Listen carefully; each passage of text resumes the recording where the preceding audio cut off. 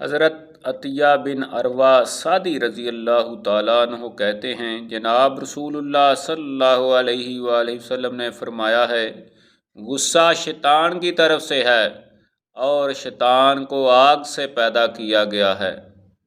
شیطان کو آگ سے پیدا کیا گیا ہے اور آگ کو پانی سے بجھایا جاتا ہے۔ اس لیے جب تم میں سے کسی کو غصہ آئے تو وضو کر لے۔